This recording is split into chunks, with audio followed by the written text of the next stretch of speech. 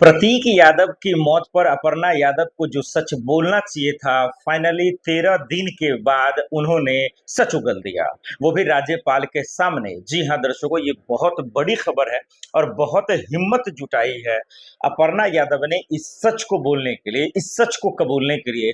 क्योंकि इस सच को जानने के लिए कि प्रतीक यादव की मौत हुई है या नेचुरल डेथ है या हत्या हुई है या आत्महत्या की गई है या फिर जो स्वास्थ्य का हवाला दिया जा रहा था, आखिर इसकी सच्चाई क्या है, वो हम सबके सामने आ गई है। और इसको किसी और ने नहीं बताया, ये अखिलेश यादव ने नहीं बताया, ये चचा शिवपाल ने नहीं बताया, या आदित्य जी ने नहीं बताया, या डिम्पल भाभी जी ने नहीं बताया, ये खुद उनकी पत्नी अपर्णा यादव जी ने बताई और अपने 2 बच्चों के साथ में बताया।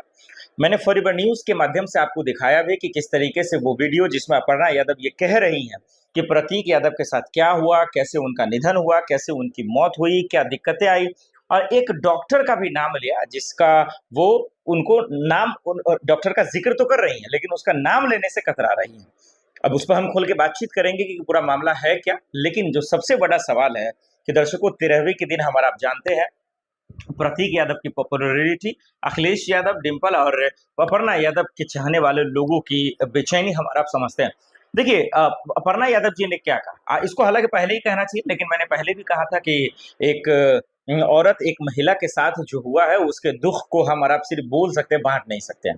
उनका शौहर गया, उनके पति का निधन हुआ है, ये बहुत बड़ी बात है। तो उन्होंने ये जरूर कहा कि जब डॉक्टर से बातचीत हो रही थी प्रतीक यादव की, जब वो दिखाने के लिए भी गए थे, तो उन्होंने कहा था कि भर्ती हो जाइए आप, यानी कि 4 से 5 दिन की भर्ती की बातचीत हुई थी।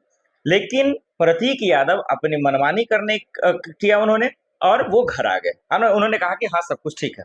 ये जो ब्लड थक्का की बात आ रही है, वो ब्लड सर्कुलेशन की जो बात आ रही है, तो ये एक साबित होता नजर आया। एक दूसरा, तो उन्होंने नहीं मानी। फिर उसके बाद जो है स्वास्थ्य को लेकर जब वो अस्पताल जाते हैं, तो फिर डॉक्टर ये नसीहत देते हैं कि भाई साहब, आपको हमारी निगरानी में रहना होगा, लेकिन वो इस बात को नहीं मानते।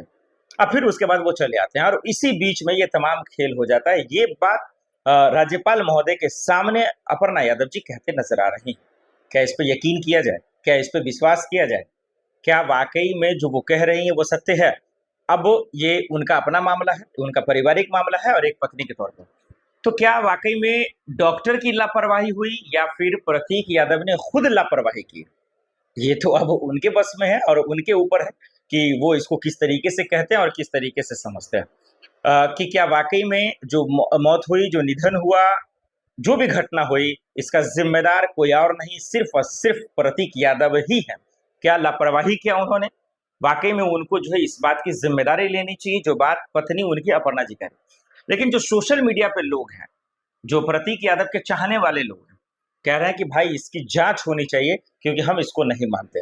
ये राजनीतिक मामला, ये पॉलिटिकल मामला है और इसमें विश्वास उस बात की बात नहीं होती, यकीन की बात नहीं होती। इसमें दरअसल जो है यकीन करने की बात नहीं होती है, इसमें सबूत और पुख्ता जांच और पक्के सबूत की बातचीत होती है। क्योंकि इसमें कौन किसके फायदे के लिए, कौन किसके फायदे के लिए किसको लपेट दे, कोई नहीं जानता है। तो ये बहुत बड़ी बात है। लेकिन अब सवाल तो यही रहेगा कि देखिए, धीरे धीरे अपर्णा जी तो सच बोल रही हैं। वो तमाम चीजें कि हुआ क्या था, दिक्कतें क्या आई। लेकिन अगर वो पोस्टमार्टम रिपोर्ट पे अपनी बात रख देती तो शायद और भी बेहतर होता कि आखिर जो डॉक्टर जी ये कह रहे हैं कि खून का थक्का था, ब्लड सर्कुलेशन प्रॉपर तरीके से नहीं हो पा रहा था, ऑक्सीजन की कमी आ रही थी, और जो चोटें आई वो आखिर कैसे आई, उसके पीछे की हरकत क्या है, वजह क्या है। और अपर्णा के जो भाई को लेकर सवाल उठे कि भाई उन्होंने साजिश रची, वो भी एक जिम्मेदार हो सकता है, इसलिए सीबीआई की जांच, योगी पुलिस की जांच, तमाम चीज लोग कहते रहे कि योगी पुलिस पे तो भरोसा भी नहीं है। तो इन सब के बीच को मुझे लगता है इन सब सवालों पे पर्दा डाल दिया है और अपर्णा जी ने क्लियर कर दिया है कि भाई साहब, आप लोग जो सवाल पूछ रहे हैं, मेरे पे आरोप जो लगा रहे हैं, या आप लोग जो छाती पीट रहे हैं, ऐसी कोई बात नहीं है।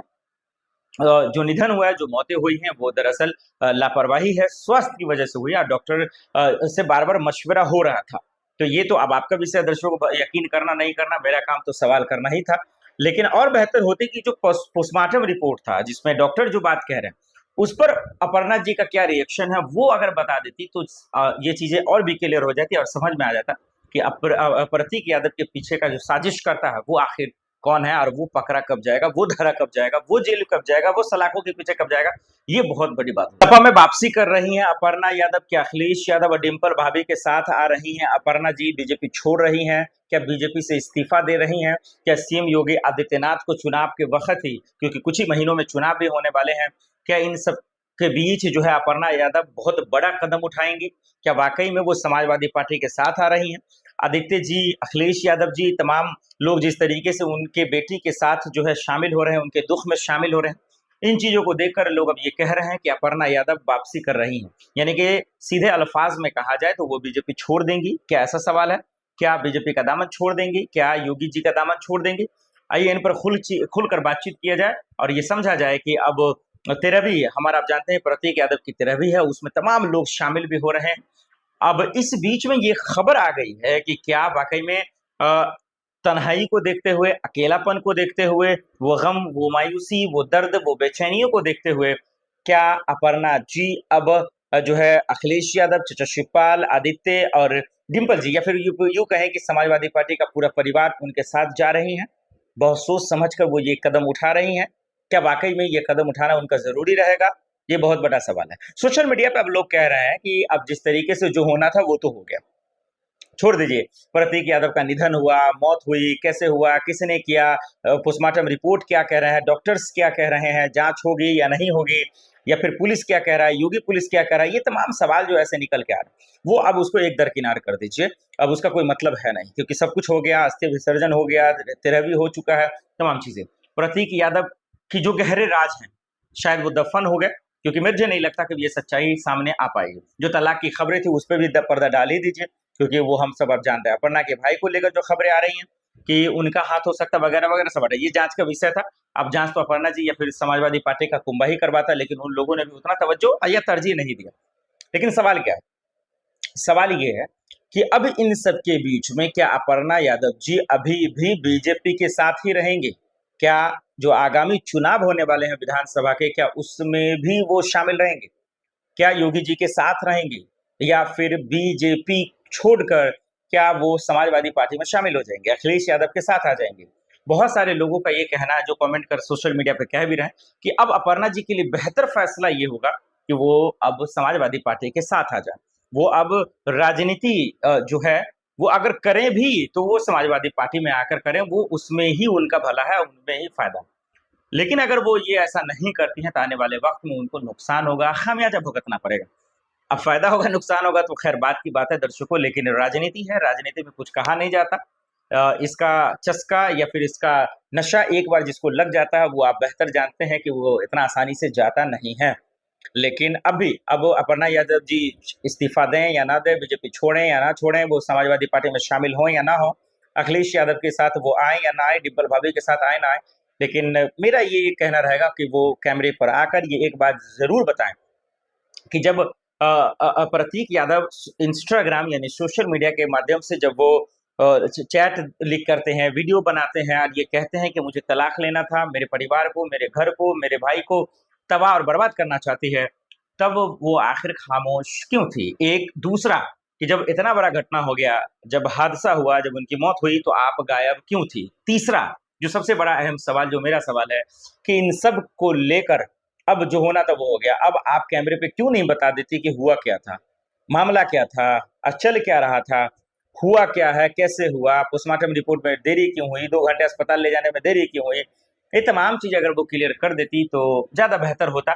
उन लोगों के मन का भ्रम खत्म या टूट जाता, जो लोग ये भ्रम पाल बैठे हैं, सवाल ले बैठे हैं कि नहीं इसमें जो है उनके परिवार का हाथ है, प्रतीक यादव की निधन नहीं हुई, उनको मारा गया, जो फिरौती की खबरें थी, 4 करोड़ मांगने की बात थी, पॉस्को एक्ट में फंसाने की बात थी, वो सब जो है दूध का दूध पानी का पानी हो जाता है। लेकिन ये तो सिर्फ और सिर्फ अपर्णा जी ही कर सकती हैं।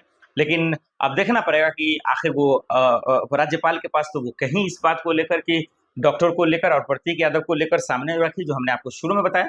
लेकिन अब देखना पड़ेगा कि क्या वाकई में जांच की जो बात है क्या वो होता है, या फिर ऐसे ही इन चीजों को दरकिनार कर दिया जाता है। आपको क्या लगता है? कमेंट कर जरूर बताइए।